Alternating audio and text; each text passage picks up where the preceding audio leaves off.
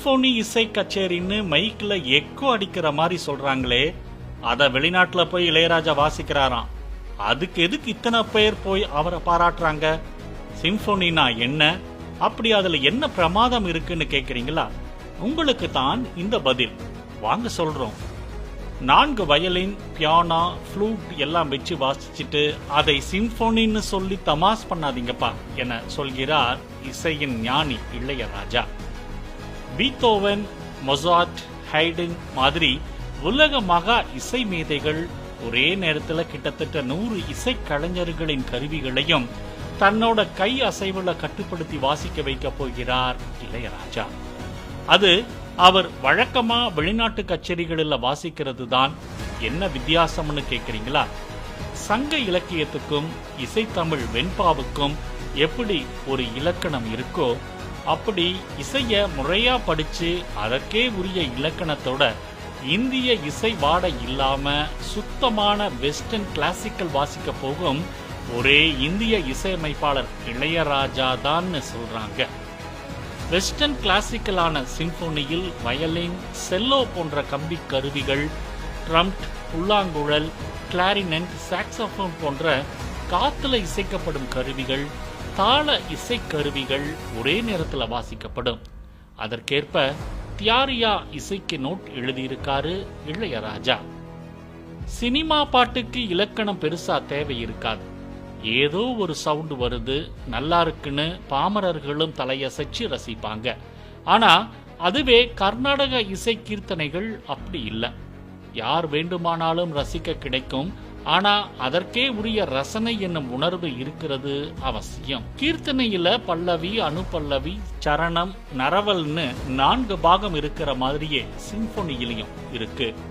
பல்லவி, ஸ்ருதி, சரணம், அதுல development, improvisation, counter point எல்லாம் மேற்கத்திய கிளாசிக்கல் இசை நுணுக்கத்தோடு சொல்லி மறுபடியும் ஒரிஜினல் தீம் ஸ்கோருக்கு வந்து முடிப்பதுதான் சிம்போனியா. இன்னும் புரியுற மாதிரி சொல்லணும்னா, சுந்தரி, கண்ணால் ஒரு சேதி, ஓ பிரியா பிரியா, என் இனிய பொன் நிலாவே, நினைவோ ஒரு பறவை, மடை திறந்து, இந்த பாட்டெல்லாம் சிம்போனியை தழுவி 40 வருஷத்துக்கு முன்னாடியே நம்ம மக்களுக்கு அறிமுகப்படுத்தினது நான் தான் சொல்லியிருக்காரு இளையராஜா.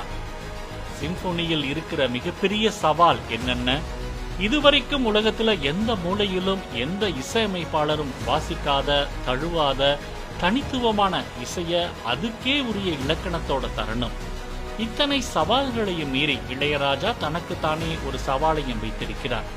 அதுதான் ஒரு இந்தியன் வந்து இந்திய இசையை வாசிச்சு விட்டு போயிட்டார் என்ற பேச்சு வந்துவிடக் கூடாது என்பதற்காக இவரோட தற்போதைய சிம்போனியில் இந்திய இசையோட டச்சே இருக்காம பாத்துக்கிறதுக்காக ரொம்ப மெனக்கெட்டதா சொல்லியிருக்காரு.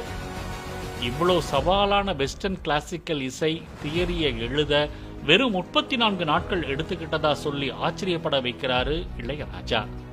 வர மார்ச் 8ஆம் தேதி லண்டன் நேரப்படி மாலை 7 மணிக்கு event team Apollo hammer Smith என்ற பிரத்யேக நீள்வட்ட வடிவ அரங்கத்தில் ஒலிக்க போகுது இளையராஜாவின் சிம்போனி. இதுக்கு நெஞ்சுரமிக்க துணிச்சல், அதாவது வேலியன்ட் என பெயரிட்டிருக்காரு. பின்பக்கமாக நின்று பார்க்க இந்திய மதிப்புல 8000 ரூபாயும், முன்பக்கமாக சீட்ல அமர்ந்து பார்க்க அதிகபட்சமா 52,000 ரூபாயும் டிக்கெட் விலை நிர்ணயிக்கப்பட்டாலும் மலமலன்னு வித்துடுச்சான். இந்த சிம்போனிய ப்ரீ ஷோவா பிரத்யேகமா கேட்ட ஒரு வெளிநாட்டு இசை மேதை, என்னால இதை நம்பவே முடியல, பர்ஃபெக்ஷனுக்கும் மேல, என்னால இன்னைக்கு எப்படி தூங்க முடியும்னு கூட தெரியல என பிரமித்து போய் கருத்து சொல்லியிருக்காராம். பண்ணைப்புறத்தான், கிராமத்தான், ஹார்மோனிய பொட்டிய வச்சுட்டு இவன் என்ன செய்ய போறான் அப்படின்னு பலரும் தன்னை கேலி செஞ்சதா அவரே பல பேட்டிகள்ல சொல்லியிருக்காரு. வந்த இடத்தை சுட்டி காட்டி உன்னால முடியுமான்னு யாராச்சும் கேட்டா ஏன் முடியாதுன்னு சாதிச்சு காட்டணும்னு உதாரணமா இருக்கார் நம்ம இளையராஜா. இசைக்கு மேதையே ஆகிட்டீங்களே, அப்புறமும் ஏன் படிக்கிறீங்கன்னு கேட்கிறவங்க கிட்ட வாழ்நாள் முழுக்க தன்னோட துறையில் கத்துக்கிட்டது போதாதுன்னு அப்டேட் ஆகி மேலும் மேலும் சாதிச்சுக்கிட்டே இருக்கணும்னு சொல்றாரு. வாழ்க்கையில சாதிக்கணும்னு நினைக்கிறவங்க இவரை பார்த்து வெறித்தனமா வேலை செய்ய கத்துக்கணும் போல.